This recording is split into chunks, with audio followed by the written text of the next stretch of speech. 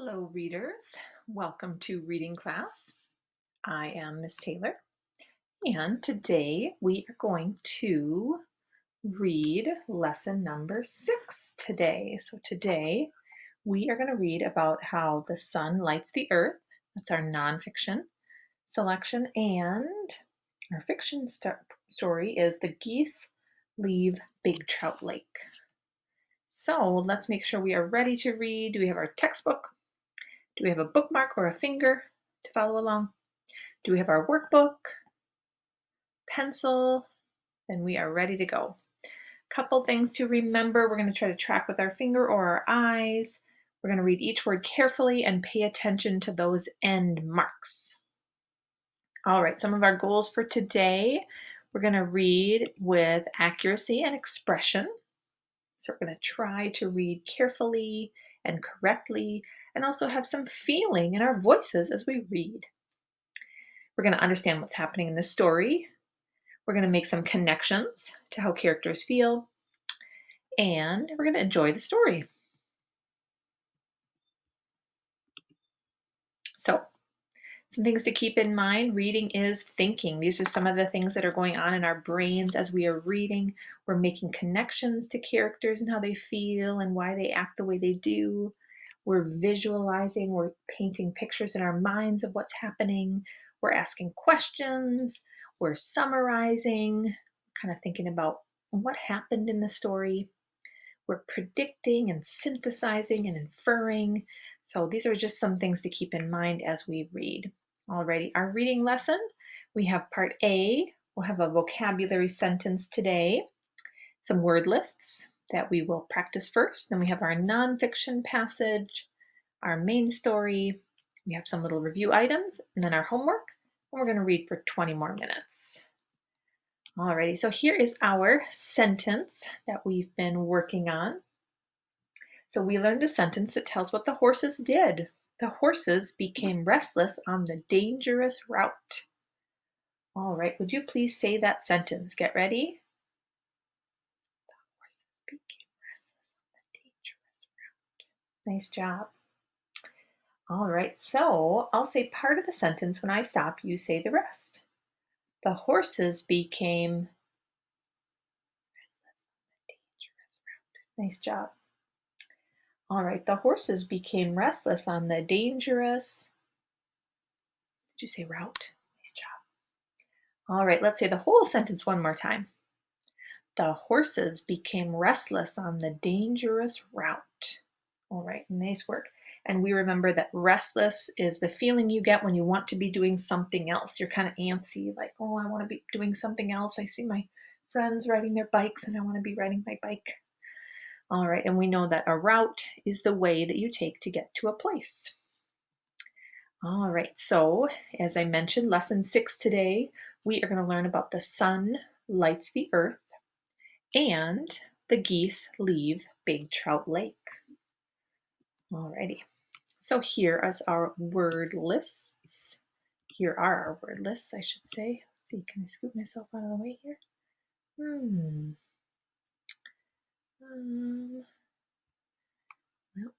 not sure how to do that. Oh, there we go.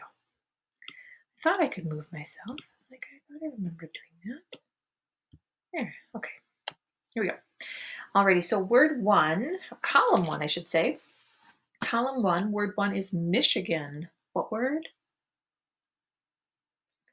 Michigan is one of the states that touches Canada. Word 2 is Kentucky. What word? Kentucky is a state you might go through if you went from Michigan to Florida. Word 3 is crooked. What word?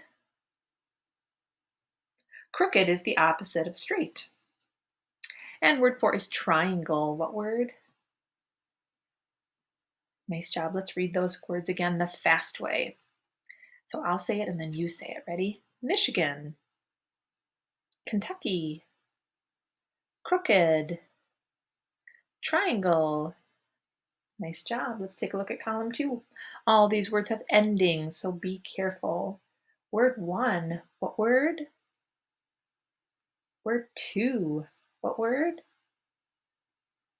Word 3, what word? Word 4, what word? And word 5, what word? Nice job. Let's try the fast way. Foolish, dangers, rivers, sharper, lakes.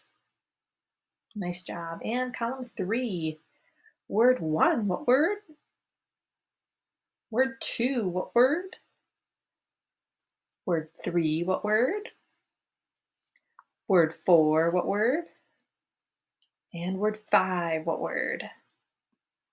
Nice job. Let's try it the fast way. Trout, daytime, below, spring, neck.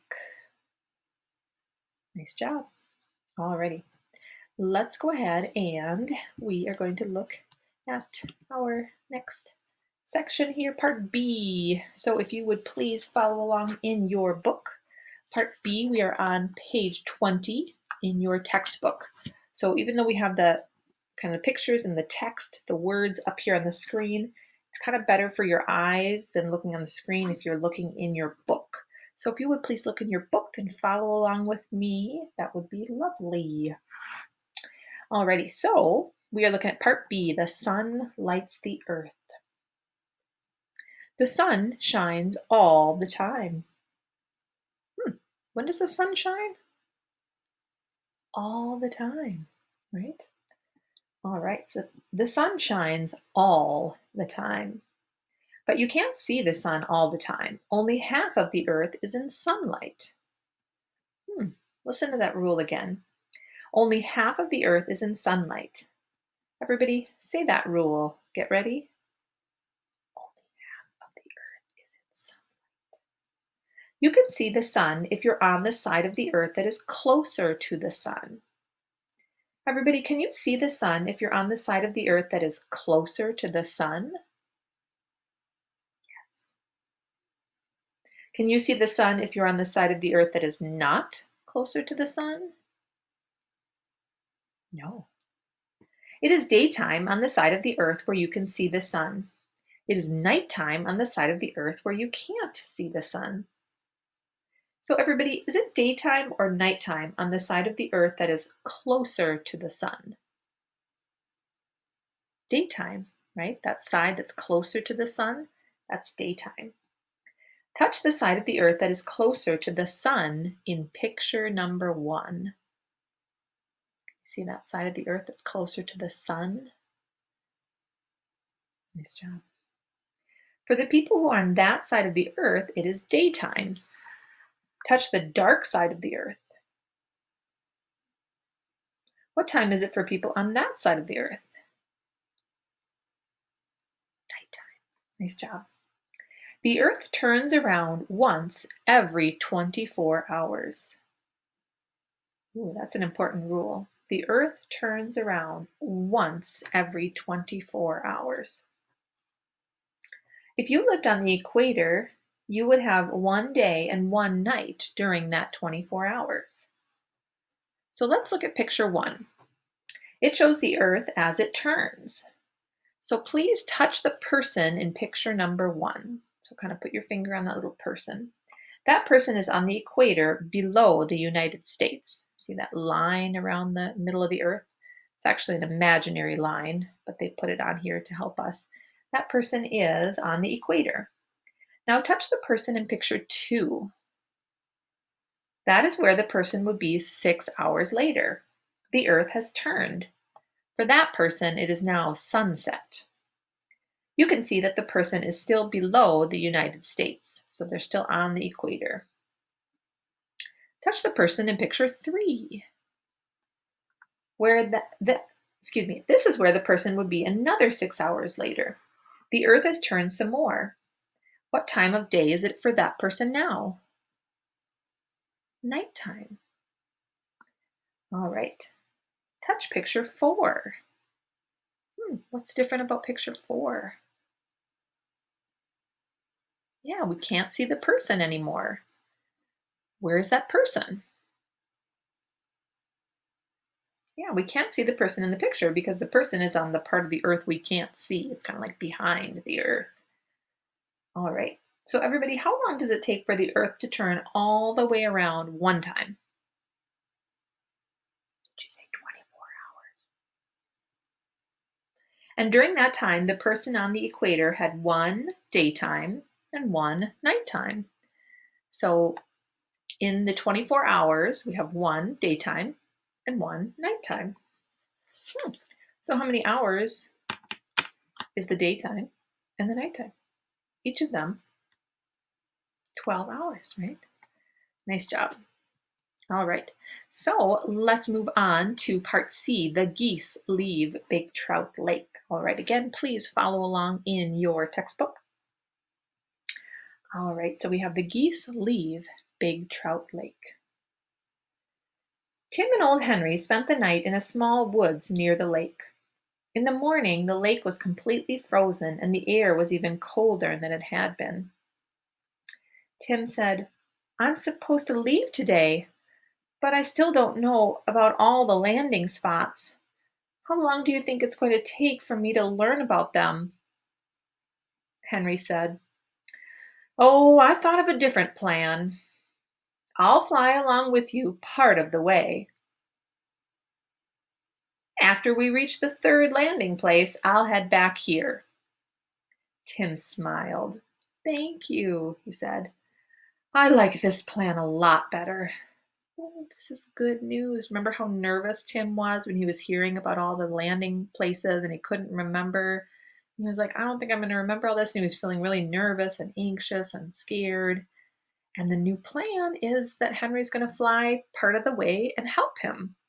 So Henry's going to fly, let's see, to the first three landing places. So he says, after we reach the third landing place, then I'm going to come back, old Henry says.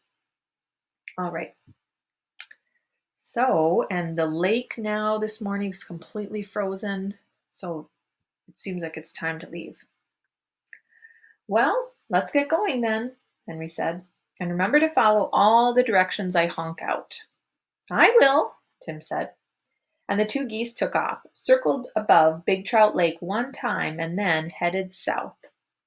Old Henry led the way, and Tim followed. But Tim got tired after the geese had flown about 60 miles. I think I'd be tired too, 60 miles. As they flew over a large lake, Tim said, "Let's land down there for a while. I see a few geese near the shore." So let's see. So how far have they been flying? About 60 miles, 60 miles. And who was getting tired?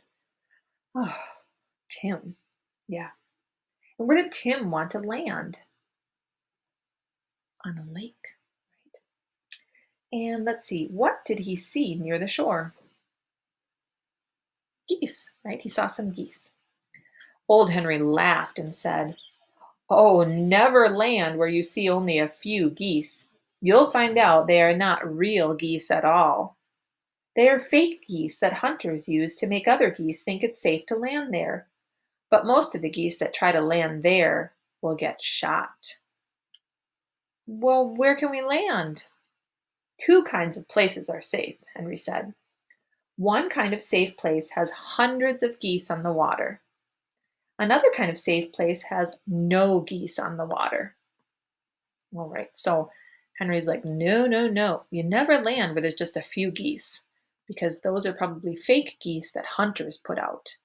So there's two safe places for geese.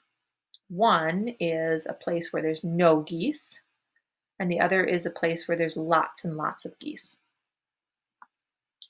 Then Henry said, "Pick a safe place for us to land." Tim said, "That's easy. There are lots of lakes down there, and I don't see ducks or geese on most of them." "Well, lead the way to a safe place then." And that's what Tim did. The two geese rested there for a while. So they found a safe place to land and rest for a bit. They ate some water plants and took a nap in a field. Then they took off and flew south again. So they stopped and had a little rest, took a nap. Whew. And then they were like, "Let's keep going." A few hours later, the two geese flew over the landing place where they would spend the night. Old Henry didn't say anything about where they were. He wanted to see if Tim would recognize the place. He didn't. Henry asked him, "Do you see anything interesting down there, down below us?" Tim looked at the trees, the pond, and the two barns in the field. Then he said, "No, what's interesting down there?" At that moment, old Henry knew that he would have to do something more than just tell Tim about how to get to Florida on his own. All right, so they flew over the place where they were supposed to spend the night. And did Tim recognize the place? No. So Henry knew that he would have to do something more than just tell Tim how to get to Florida on his own. What do you think he's going to do? Maybe go with? All right. Let's keep reading. The geese landed near the barns. They were empty except for some mice that lived in them. Something didn't smell right to Henry, however. Something told him to get out of this place. It's like, ooh, I'm getting a bad feeling from this place. Just then, a red fox sprang from the grass and charged toward Tim. Before Tim could take off, the fox had grabbed his tail feathers. "Help!" Tim yelled. Sorry, forgot to turn the page. Oh dear, there's a fox that jumped out. Old Henry put his head down and charged at the fox. He bit the fox on the neck and ears. The fox tried to attack Old Henry, but Old Henry kept biting the fox until it ran away. All right, so let's pause for a minute. Let's see, what was in the barn? Some mice, right? And what was outside in the grass? Fox. And who did the fox attack? Tim. So the fox attacked Tim. And then who attacked the fox? Old Henry. And what did the fox finally do when Old Henry kept biting it? He ran away. Whew, Old Henry saved the day. Henry looked at where the fox had grabbed Tim to make sure that Tim was not hurt. Tim was all right. Then Old Henry said, "That was a foolish fox. I guess she doesn't know that a full-grown goose is a much better fighter than a fox." Oh, did you know that? A full-grown goose is a better fighter than a fox. What Henry didn't tell Tim was that an old goose that tries to fight a fox might hurt itself. Old Henry had a very sore wing. He was glad that he wouldn't have to fly until the morning. So even though old Henry was able to scare off the fox by biting it, now his wing is sore. He's like, "Oh, my old wing is sore." Tim and Henry walked all around to make sure that no other dangers were near the barn. Henry told Tim, "I think it will be safe here if we spend the night in one of these barns." And that's what the geese did. So now they have a safe place to spend the night, hopefully safe place in one of the barns. They can spend the night there and get some rest. Oh, and here's a picture of, ooh, there's old Henry. And he is biting that fox and protecting his friend. I wonder if there's ever been a time where you protected a friend, maybe not from a fox, but perhaps from someone who was saying or doing something mean to your friend, and you stood up and said, "You know what? That's not very nice. It's not very just or kind." I bet you've stood up and protected a friend or a little brother or sister or cousin. All right, so what's next? I would like you to reread the story on your own. Then you're going to answer the questions at the end of the story. So at the end of today's story, here is our picture of old Henry chasing that fox. And these are the questions. This is part D. At the end of our story, you don't need to write these questions down, but you do need to know the correct answers. So I would like you to read those over to yourself, and then you're going to check your answers with the answer key in the assignment. Took a little picture of kind of the answer key so you could read it to yourself, Let's see, number 1 says, where did Henry and Tim spend their last night at Big Trout Lake? Is it on the water, in a barn, or in the woods? And if you can't remember, what could you do? Could look back in the story, right? So the last night at Big Trout Lake. Let's see. Oh, I see it's way back there at the beginning. It says, Tim and old Henry spent the night in a small woods near the lake. So then I know, I checked back in the text, they spent the night, their last night in the woods, right there. So that I can check my work on the answer key. Okay? And then you're going to complete your workbook pages and submit photos. Alrighty, so have a wonderful rest of your day. And you want to say hi? My daughter Sophia wants to say hi. Hi. Hi. You want to show Bob? Oh yeah, Baba. Okay. We'll show you our cat because sometimes it's kind of fun to see pets in the videos, right? Okay. Here's Bob. Bob likes to read. Don't you, Bob? She was sleeping. Are you sleepy? Sleepy head. She's a sleepy head. Sleepy head. Okay. Bob loves reading. Okay. And Mama. Bye, Bob. All right, I'm just going to pause the video. Already have a great day, students, and I will see you again soon.